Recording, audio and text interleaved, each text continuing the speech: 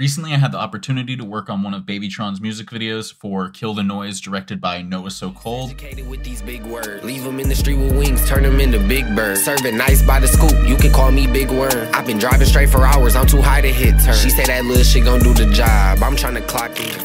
Oh shit, we gon' do a op-in. I had to do a bunch of VFX on it overall. Modeling, texturing, rigging, the whole kit and caboodle, you know, nothing short from the works. Primarily, I needed to create these sky mats to have in the background, and I really wanted things to feel realistic and feel just cohesive with the footage, so everything was married together really well. And I would say that one of the best ways to do that, not in CG directly, not using the HDRI as your background, but rather adding a background after the fact, especially in compositing. Like to do it in the 3D viewport, you know, go crazy, but I think that it is not as accurate and you're actually crunching some of the detail that you could preserve. So in this video, I thought I'd just kind of run through my Nuke comp and kind of show you guys the techniques that I'm working with. If you do not work in Nuke, I still think that you could find benefit and value from this video. And nonetheless, if you go to my website, ocdvfx.com, you can click on the Assets tab and download 3 free sky mats. I've got a cloud sky mat, star sky mat, and a sunset sky mat. So lots of fun things that you can use for sky replacements and ideally backgrounds for your CG renders. Why not use them?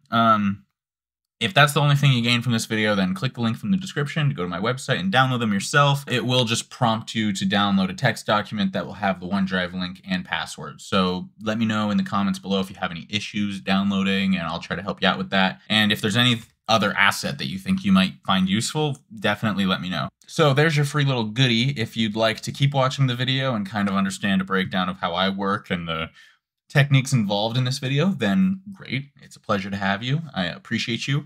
And if you just needed the free asset, then go crazy and go about your business. Because, you know, why not? I know this looks complicated. It's really not.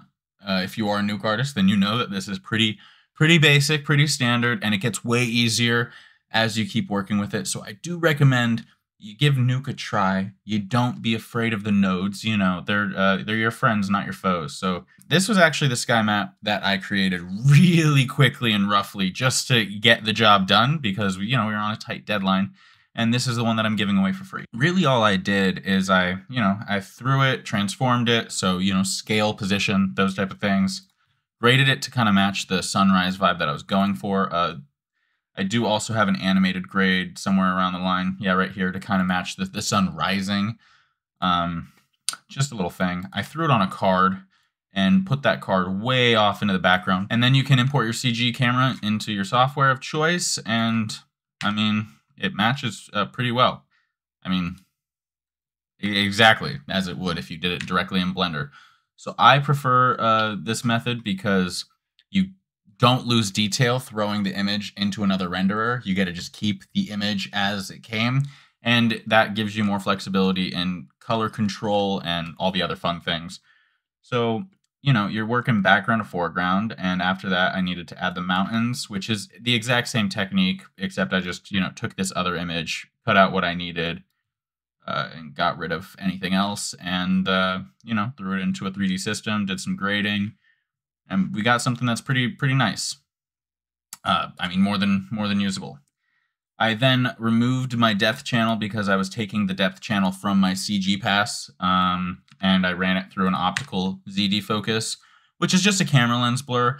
But in After Effects, there's not really a way that I know of, at least for free, where you can implement a lens kernel, which gives you just a more accurate lens blur. Like rather than being a shape with a solid color, you're getting these really organic looking shapes that have all of these little micro imperfections on them and fuzzies, and also the like chromatic aberration and like RGB splitting. I just think it's overall a more accurate approach, especially when you're using a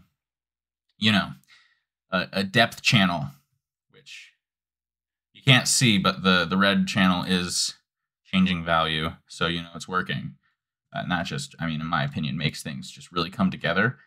After that, I did a little bit of a shader rebuild.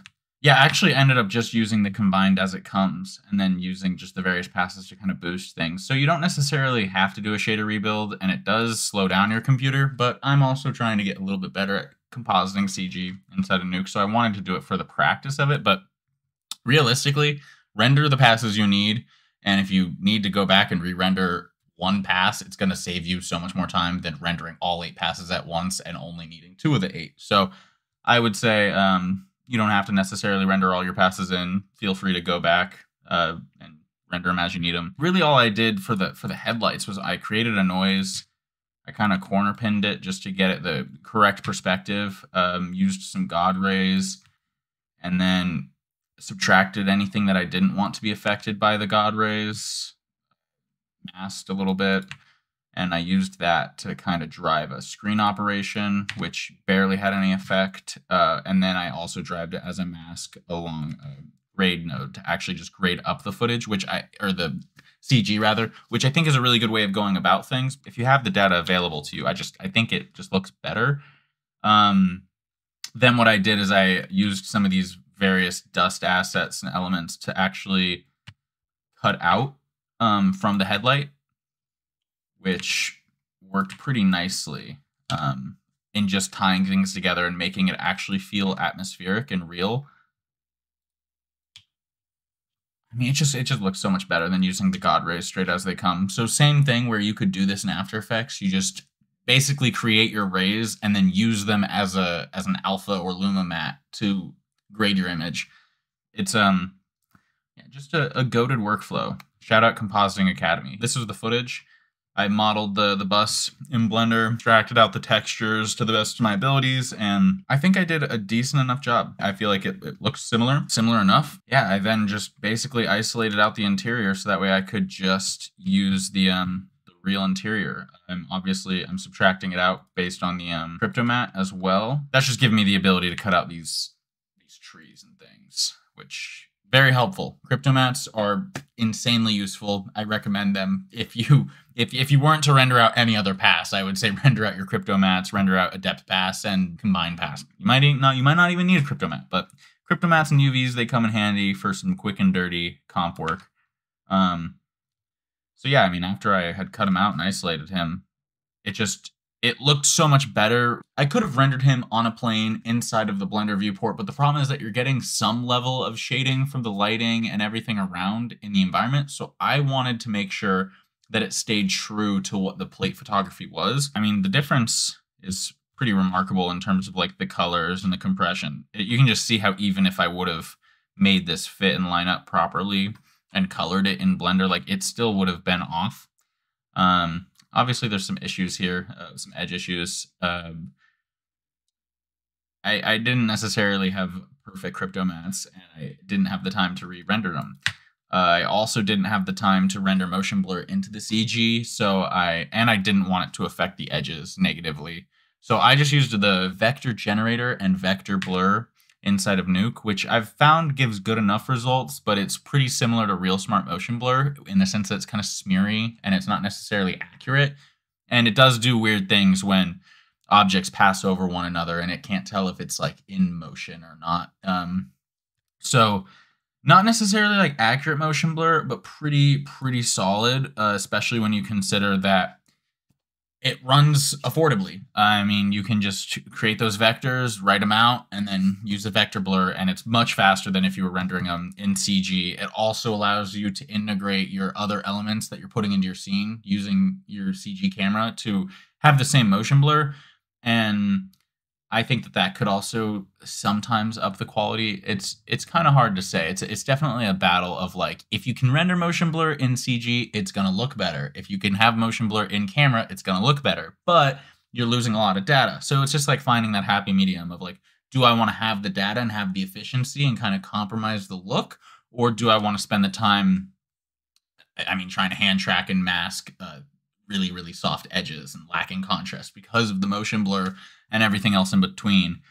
So, I mean, this is really where you can kind of see some of the real smart motion blur effects happening. Like the camera's attached to the bus and the bus doesn't really have any motion blur, but for whatever reason, BabyTron has a lot of motion blur, and that's really just because of the Joshua trees just were causing all types of interference and interaction. I mean, and then after everything else, I started to go for my optical effects. So it's nothing too crazy. I did take out the lens distortion and add it all back in on top because I wanted to, make everything match really well to the plate photography again. Want to make it feel like it was the same lens, just maybe a different perspective. That did do some weird things. I think because it wasn't an accurate lens distortion map, I used the drawing feature on the old lens distortion node, which you can access by hitting X and then typing lens distortion. It's case sensitive, so be sure to use the right one. And then line analysis drawing mode on. Just lets you draw a bunch of lines, and it works really well, except for when you don't have straight lines, and then it works just as good as any other manual approach, which is do it by eye. I fixed the problem because, again, tight deadlines, by just cropping in, and I called it a day. It is very important to crop and make sure that you're not exceeding the boundaries of your Nuke script with a bunch of data that you don't need. So crop anytime you can. Render out a lot of pre-renders anytime you can. This is a relatively small script. It's really just the background elements, the shader rebuild, BabyTron, headlights, some optical effects for the glow, and yeah.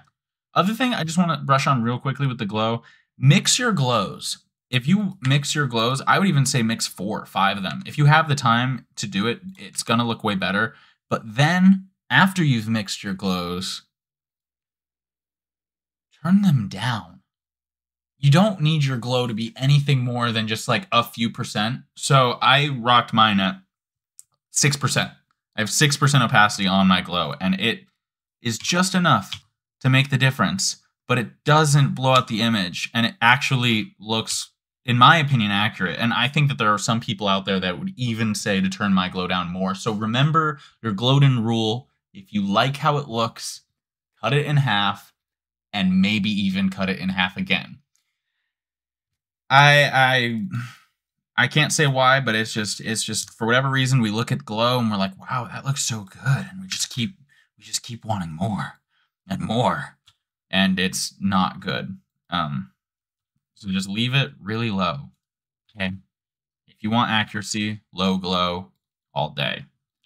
Now the rest of the comps are basically just the exact same. The only real difference is the rain interaction, and some of the environments were slightly more built out. But really, that's it. I would say working backwards to forwards in compositing is really key to getting optically correct results. I think turning your glow down is a perfect way of making your edges match just more fluidly and more cohesively.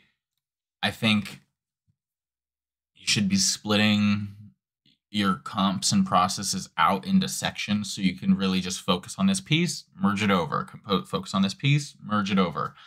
And don't be afraid to take shortcuts, but know when your shortcuts aren't really cutting it, and you need to put in the time to get the quality and find that happy medium in the middle.